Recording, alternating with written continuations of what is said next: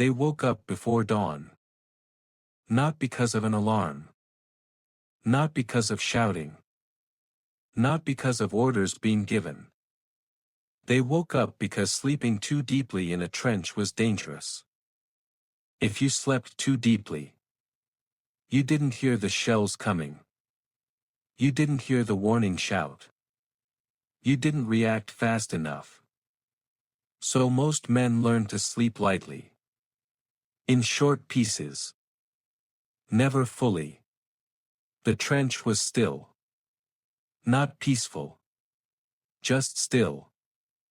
Wooden walls pressed in from both sides, reinforced with planks that were slowly rotting away.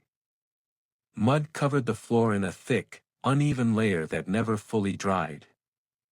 The smell was constant. Damp earth. Old smoke. Human waste. And something worse. The smell of decay that no one talked about. Somewhere far away, artillery rumbled. Not close enough to run. Not far enough to ignore. For the men inside this trench, this sound had become part of the background of life. Like wind. Like rain. This trench was no longer a battlefield. It was where they lived.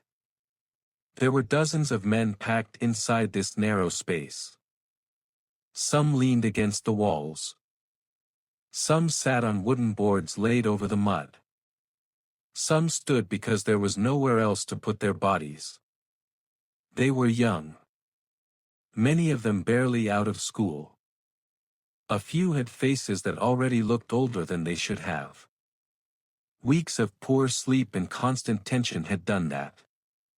Uniforms were stiff with dried mud. Boots were permanently wet. Hands were cracked and raw. No one bothered cleaning properly anymore. There was no point. Personal belongings were few. A letter folded too many times. A photograph already fading. A small object from home kept in a pocket. They spoke quietly, if at all. Loud voices attracted attention. And attention, here, could kill you. It is 1916. The First World War has already swallowed millions of lives. The Western Front cuts across Europe, stretching from the North Sea down through France and Belgium. On maps, it looks like a simple line. On the ground, it is anything but simple. Two massive armies face each other from trenches dug into the earth. Sometimes only a few dozen meters apart. Between them lies a strip of land known as no man's land. It is filled with shell craters. Barbed wire. Broken equipment. And bodies that no one can retrieve. Inside this trench, the men know the enemy is close. Sometimes they can hear them coughing. Sometimes talking. Sometimes digging. It makes sleep even harder. Morning comes slowly. The sky does not brighten so much as it changes shade. From black to dark gray. Cold settles into bones that are already tired. Someone passes out rations. Breakfast, if it can be called that, is simple. Cold tea in a dented container. Hard bread that takes effort to chew. No one complains.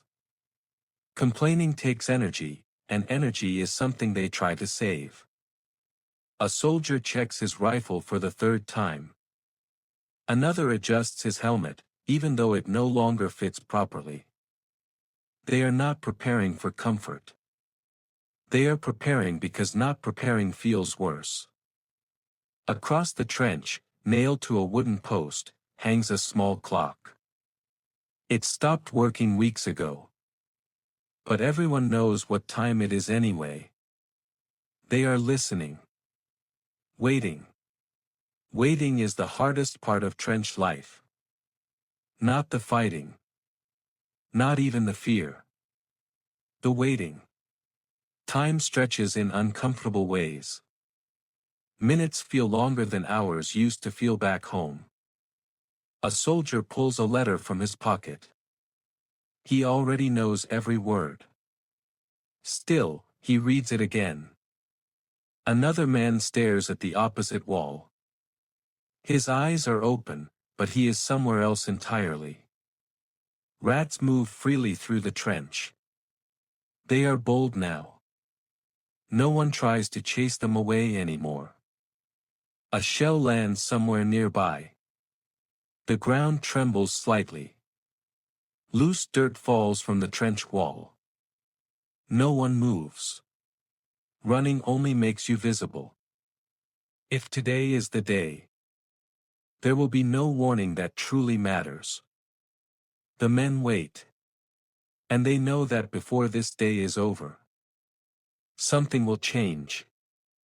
The afternoon stretches on. Nothing happens. And yet, everything feels closer. The air inside the trench becomes heavier as the day warms slightly. Mud softens. Boots sink deeper with every step. Flies gather where food once was. And where bodies once lay. A soldier shifts his weight from one foot to the other. His legs ache, but sitting too long makes them stiff. Another man checks the time again, even though the clock has not moved. No one asks when the attack will come. Asking does not change anything. Some men try to sleep.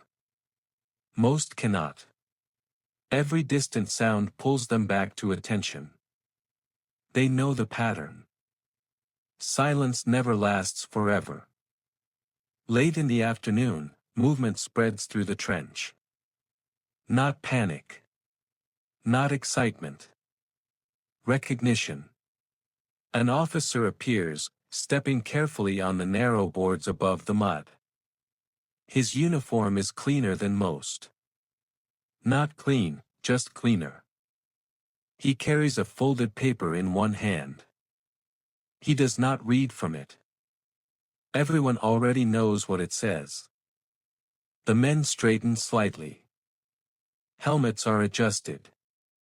Straps tightened. Someone swallows hard. The officer's voice is calm. Too calm. He reminds them of their objective. Of the time. Of the signal. No one interrupts. When he finishes, there are no questions.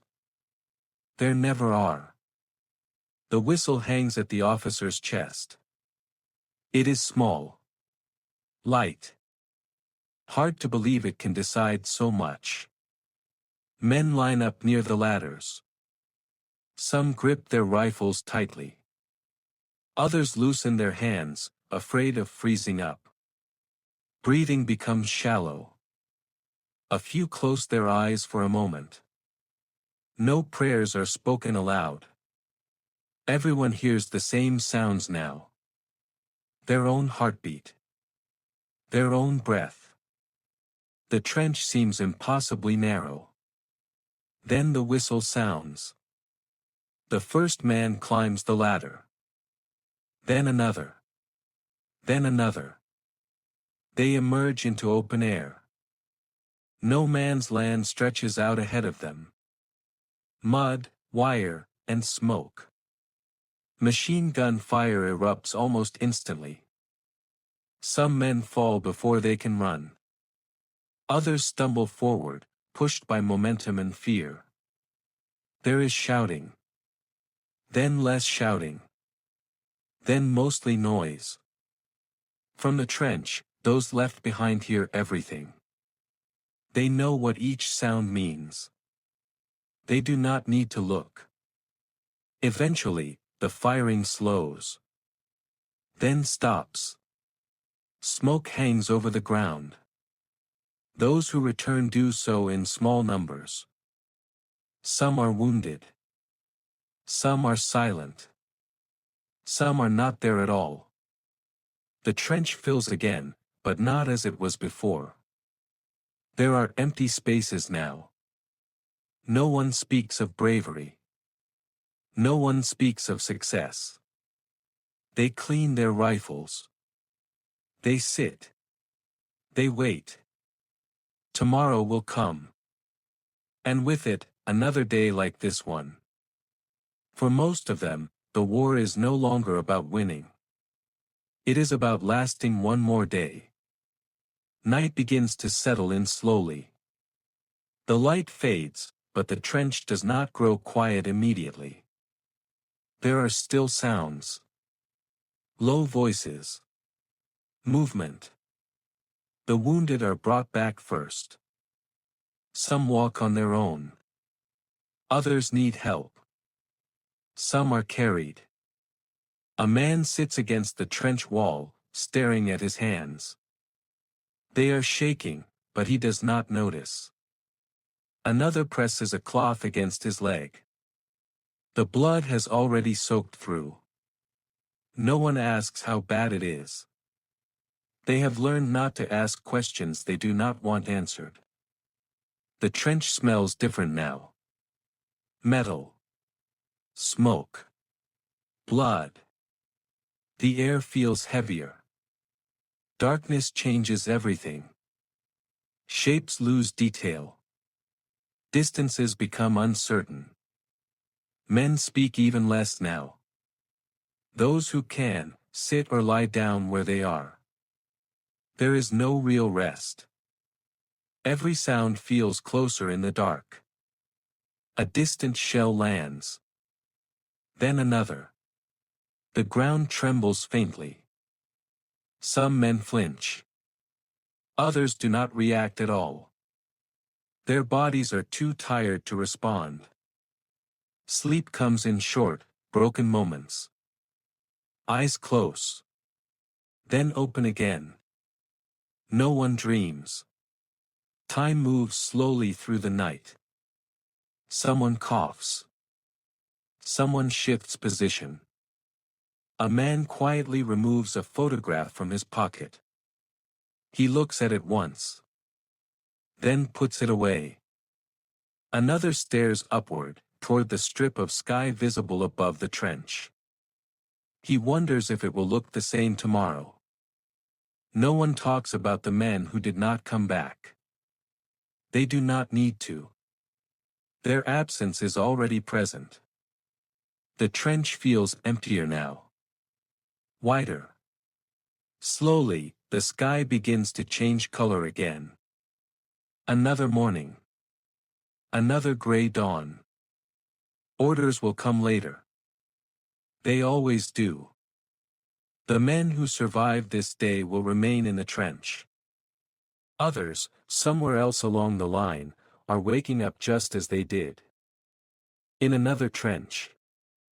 On another stretch of the front. Waiting.